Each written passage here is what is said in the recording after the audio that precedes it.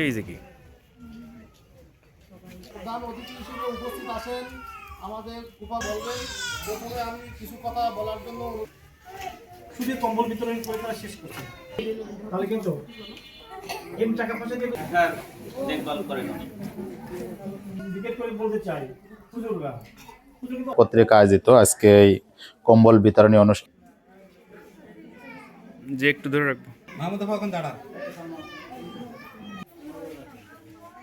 নিপাত নিপাত কি কো হিদায়ত না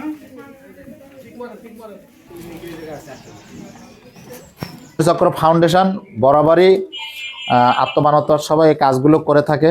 আজকে আমরা এই যে আপনাদের সামনে কম্বল বিতরণ করছি, শুধু এই একটা শাখা এরকম না।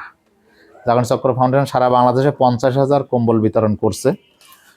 এই গত সপ্তাহে মানে এই চলতি সপ্তাহ থেকে শুরু হয়েছে, আগামী মঙ্গলবারের ভিতরে আমরা শেষ করব। আজকে আপনাদের গোপালগঞ্জ আমার এই জোনে যদি বলি, আমরা 6 জায়গায় কম্বল বিতরণ করছি অলরেডি। সব জায়গায় তো আসলে যেতে পারতেছি না। এখান থেকে শেষ করে আমি আর একটা প্রোগ্রামে যাব গোপীনাথপুর।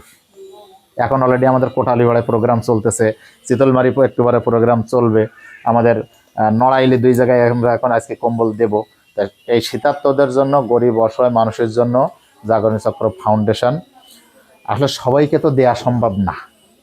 আমাদেরই সদস্য আছে কয়েক কোটি, আসলে সবাইকে তো আমরা দিতে পারবো না। আমরা মনে করছি আমাদের যে দুস্থ মা বোনেরা আছে, অসহায় মা বোনেরা আছে, বা যাদেরকে দেওয়ার মতো, আপনি আবার মনে করেন না তাহলে আমাকে গরিব মনে করে দিচ্ছে, তা না।